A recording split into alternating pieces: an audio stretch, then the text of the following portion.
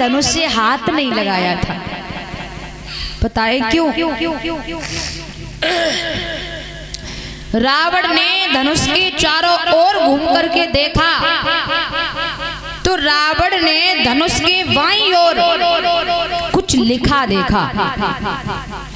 क्या? कौन सी भाषा में लिखा था? हिंदी में नहीं, इंग्लिश में भी नहीं, संस्कृत में भी नहीं, बोले फिर, बोले उर्दू में भी नहीं, बोले फिर वो भाषा थी ब्रह्म अक्षरों में। वो लेख था ब्रह्म अक्षरों में। और मेरे बुजुर्गों, ब्रह्म अक्षरों का ज्ञान या तो रावण को था या परमात्मा को था, इसके अलावा किसी को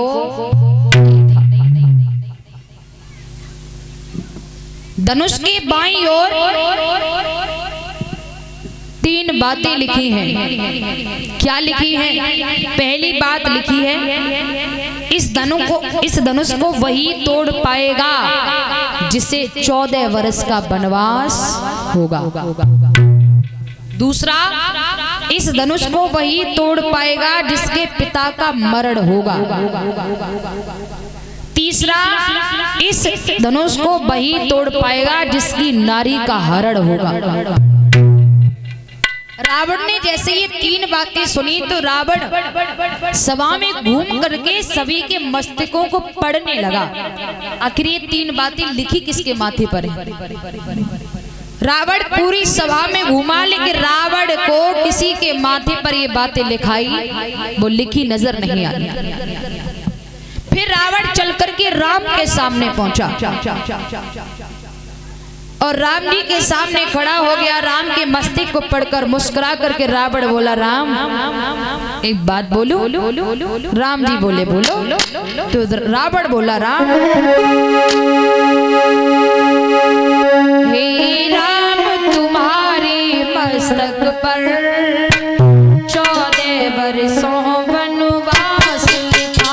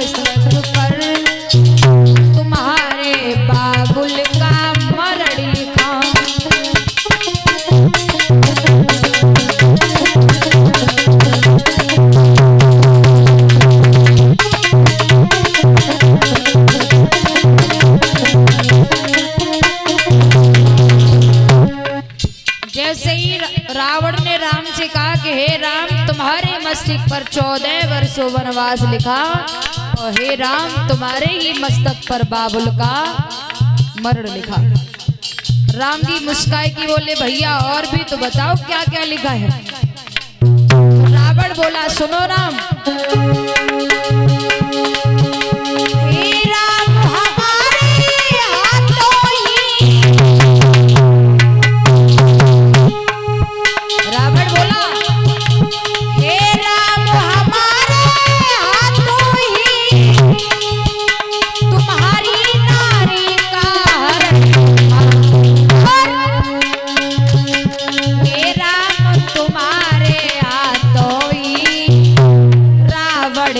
सर्वनाश लिखा।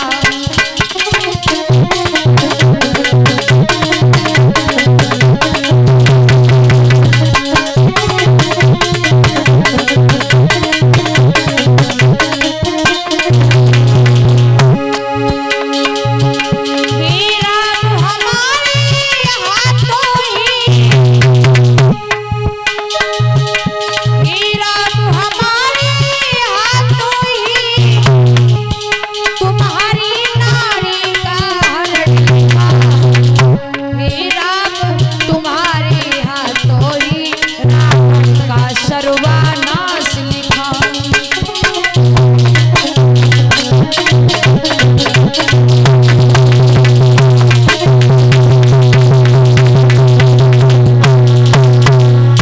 रावण ये बताकर चला गया। एक बात और बताएं, राम जी समझ गए ये बात बताने वाला रावण के अलावा कोई नहीं हो सकता है।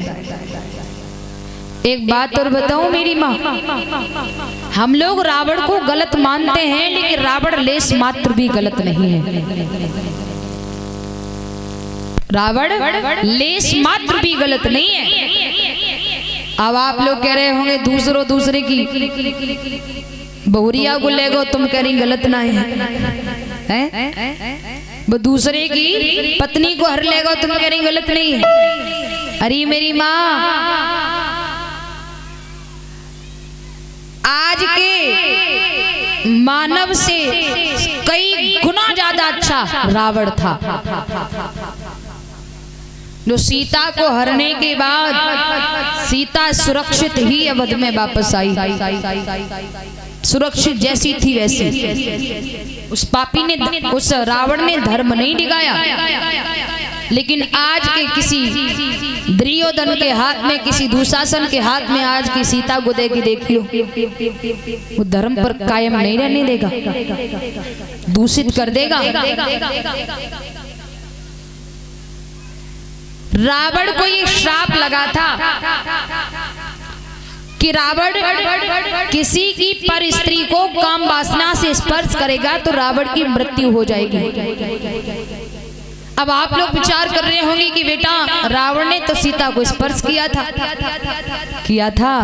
लेकिन काम वासना से नहीं, बेटी भावना से। क्यों? रावण नहीं चाहता था कि मैं ये सब कुछ करूं, रावण ने मजबूर होकर किया था। क्यों? क्योंकि रावण को मालूम पड़ गया था कि मेरा उद्धार राम जी के हाथों से है, और वो होगा कैसे? जब इनकी नारी के साथ में मैं उनका हरण करूंगा, तब राम जी मेरा उद्धार करेंगे, ऐसे नहीं करेंगे। तो रावण ने सिर्फ उद्धार हेतु ये सब किया था, ना कि सीता के ऊपर काम वासना दृष्टि डाली थी, नहीं, सिर्फ उद्धार के लिए। महाराज, तो रावण गलत नहीं था, रावण बहुत अच्छा था, जिसने सीता को सुरक्षित वापस लौटाया। राम जी भले ही युद्ध किया, लेकिन रावण का यहाँ तक युद्ध तक ले जाना भी मोक्ष का कारण था। कैसे भी मेरा उद्धार हो जाए, कैसे भी मेरा उद्धार हो जाए प्रभु के हाथों से, सिर्फ उद्धार हेतु ये सब किया था। बोलिए गोविंद भगवान की। भैया बड़ी बड़ी राजा महाराजा आने लगे धनुष तोड़ने की लालसा लेकर। यहाँ पर भी बाबा जी ने बड़ी सुंदर चौपाई लिख दी है कि भूप सहस्त्र 10 एक ही 12 लगे उठावन टरहे न टरा। भूप राजा सहस्त्र हजार, 10,000 राजा, 10,000 राजा, एक ही 12। बोले एक बार में बाद धनुष पे लग गए, धनुष हिलो ना है। अब सोचने की बात है, 10,000 राजाओं के हाथ कितने हो गए? 20,000। अब कितना बड़ा वो धनुष था जिस पर 20,000 हाथ लग गए। लेकिन नहीं प्यारे, एक चौपाई के अर्थ अनेक हैं। यहाँ पर अर्थ क्या है? भूप सहस्त्र 10 एक ही 12, भूप राजा सहस्त्र हजार, 10,000 राजा एक ही 12 बार कहते हैं दिन को। एक दिन में बारी बारी से उस धनुष पर 10,000 राजाओं ने जोर जता लिया था, लेकिन किसी से टूटना बहुत बड़ी बात, किसी से तिल भर धनुष हिला भी नहीं था। बोलिए गोविंद भगवान की। महाराज जनक ने देखा तो महाराज जनक खड़े हो गए और कहने लगे, काश मुझे ये पहले मालूम होता ही पृथ्वी वीरों से विहीन है, कदाप मैं ऐसा संकल्प नहीं करता, कदाप नहीं करता।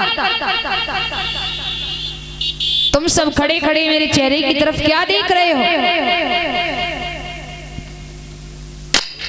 और बोले हैं महाराज जनकनाथ जी क्या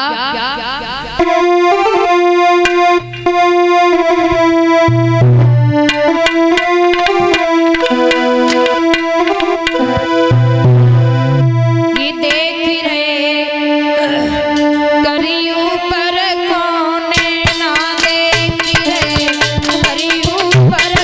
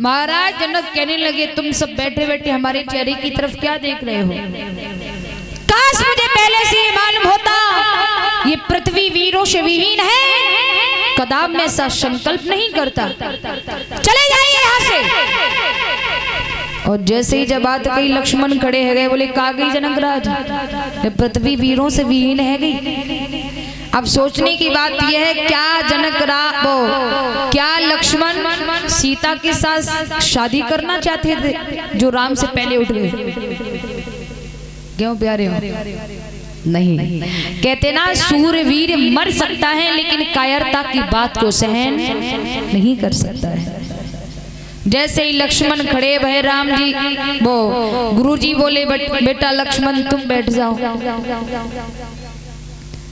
तब गुरुवर कहने लगे तुम बैठो लखन खामोश ये काम तुम्हारा है नहीं क्यों व्यर्थ बढ़ाते जोश अरे तुमसे तुम्हारा बड़ा भैया भी है तुम्हें क्या जरूरत है बैठ जाइए लक्ष्मण खड़े भय और जैसे ही राम जी लक्ष्मण को बिठाया गुरुदेव ने राम को आज्ञा दी और एक बात कही बेटा राम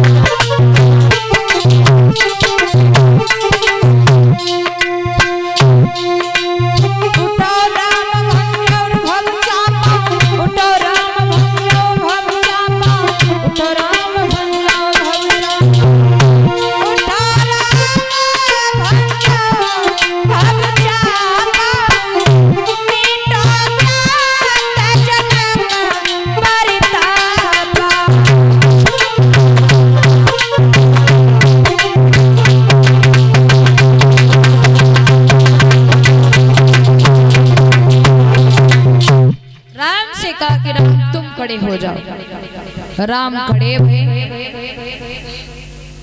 गुरुदेव को प्रणाम किया, एक नजर सभी पे डाली, भगवान आगे को बढ़े कैसे? भगवान आगे बढ़े कि सहजई चले सकल जग स्वामी, सहज ही चले, राम जी सहज चले। और बाकी राजा महाराजा जो चले थे ना धनुष तोड़ने, वो सहज नहीं, कोई मोछ पर दाव देता हुआ, कोई हाथ फटकारता हुआ, कोई पैर फटकारता हुआ, लेकिन मेरे राम सहज ही चले सकल जग स्वामी। कैसे?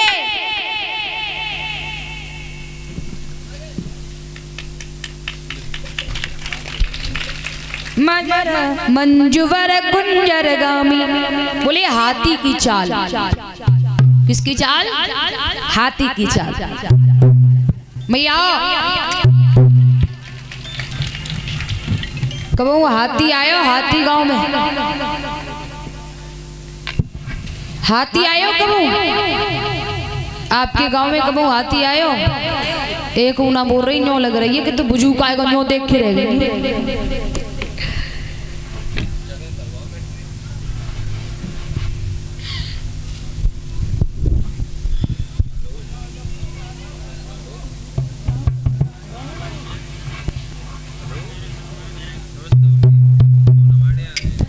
और बहन क्षमा पाल जी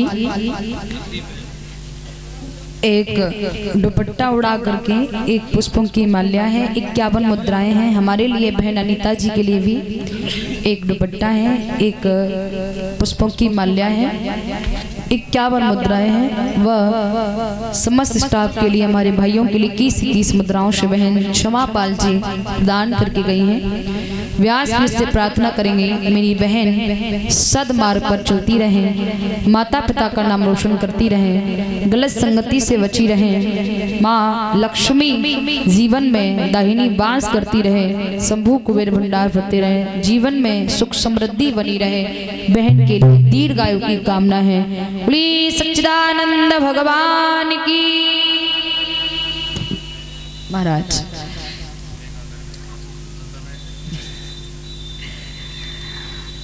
हाथी की चाल। गांव में कबू हाथी आयो का नहीं? आयो है, आयो है।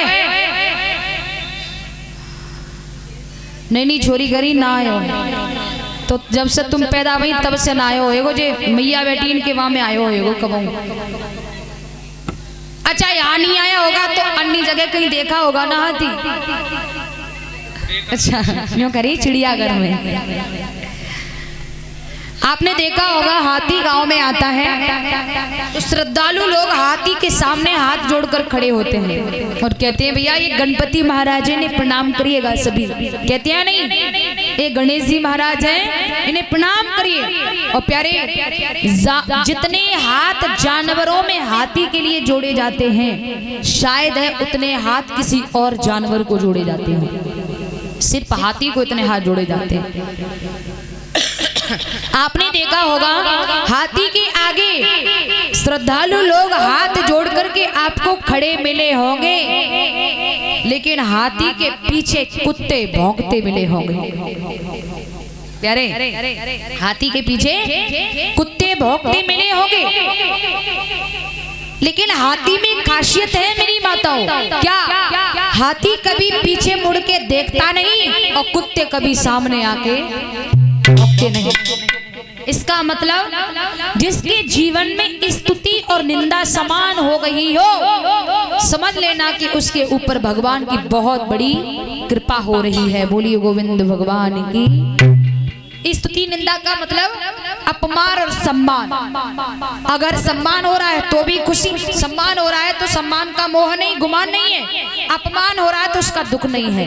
अपमान में भी सम्मान को लग रहा हो तो ये समझ लेना कि उस पर भगवान की बहुत बड़ी कृपा होने लगी है।